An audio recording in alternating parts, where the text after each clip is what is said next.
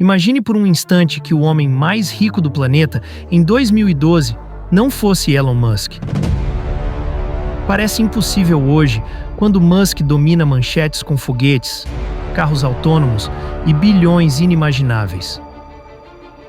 Mas naquele ano, enquanto Musk ainda lutava para convencer investidores de que a Tesla não quebraria, sua fortuna era de aproximadamente 2 bilhões de dólares. Sim, apenas 2 bilhões, um valor que hoje pareceria pequeno diante da figura que ele se tornaria. Por outro lado, existia um brasileiro que valia quase 15 vezes mais. Um homem que estampava revistas internacionais, fechava acordos bilionários com investidores do Oriente Médio e era tratado como o símbolo do futuro econômico do Brasil.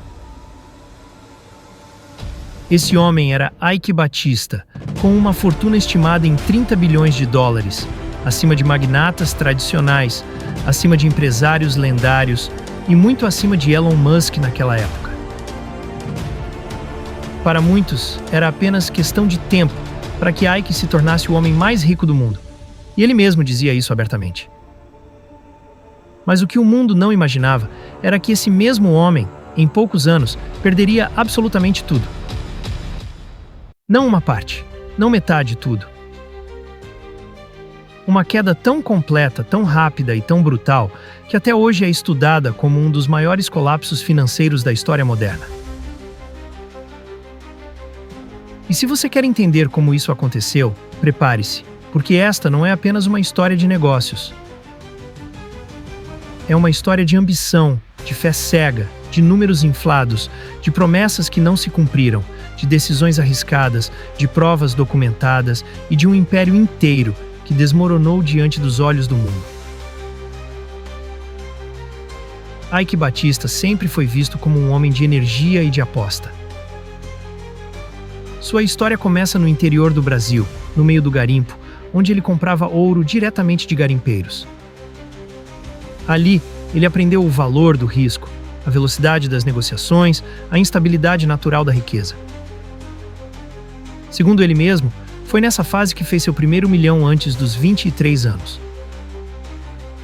Essa conquista inicial se transformou em combustível emocional. A partir dali, Eike passou a acreditar que podia repetir esse resultado em escala global. E por um tempo, conseguiu. Ele criou o grupo EBX, um conglomerado que parecia indestrutível. Cada empresa tinha um propósito gigantesco: portos colossais, minas estratégicas, estaleiros grandiosos, redes energéticas e o centro de tudo, a OGX, sua petroleira. A letra X, no nome das empresas, simbolizava multiplicação. E multiplicação era exatamente o que ele prometia aos investidores. E eles acreditaram. Fundos internacionais investiram bilhões. Bancos liberaram linhas de crédito gigantescas. O governo federal tratava Eike como parceiro estratégico do país. E a imprensa brasileira o transformou em uma espécie de celebridade econômica. A prova dessa confiança pode ser vista nos aportes documentados de fundos soberanos estrangeiros, especialmente do Oriente Médio, que chegaram a investir bilhões em suas empresas. O discurso era claro: o Brasil ia crescer, e Eike ia liderar a nova era de riqueza nacional. Ele aparecia em eventos globais como estrela. Revistas como Forbes, Time e Fortune o destacavam como o novo rosto da economia emergente. Nada parecia capaz de contradizer o mito.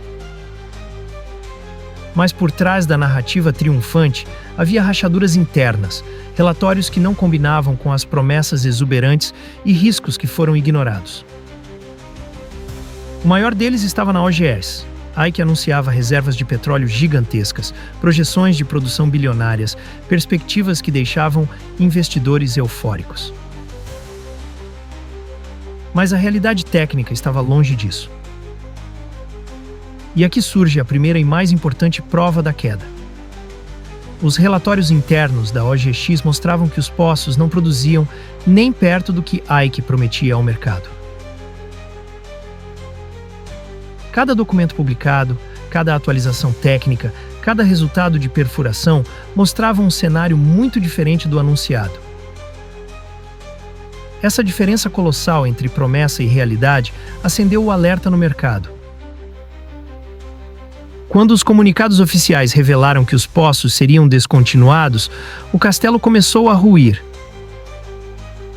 Ações despencaram, investidores correram para vender, bancos hesitaram em renovar créditos e a confiança evaporou. O império que parecia sólido começou a tremer com força. E então veio a prova que marcou para sempre a reputação de Ike. Pouco antes dos comunicados negativos serem divulgados, ele vendeu ações.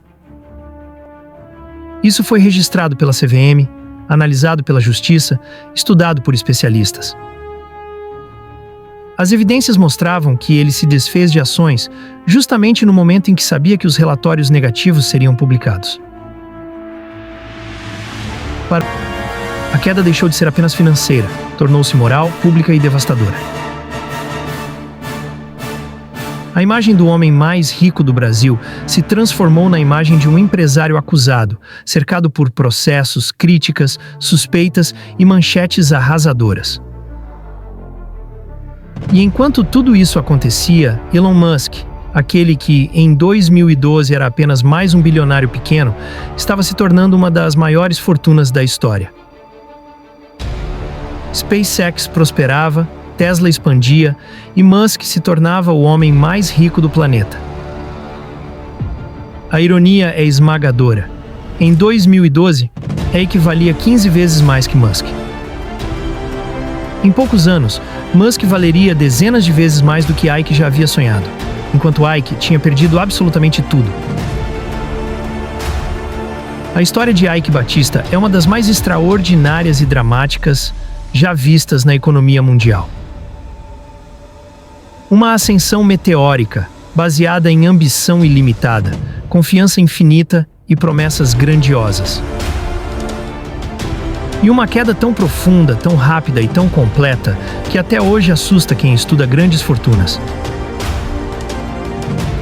Suas próprias empresas produziram os documentos que provaram que os resultados não existiam.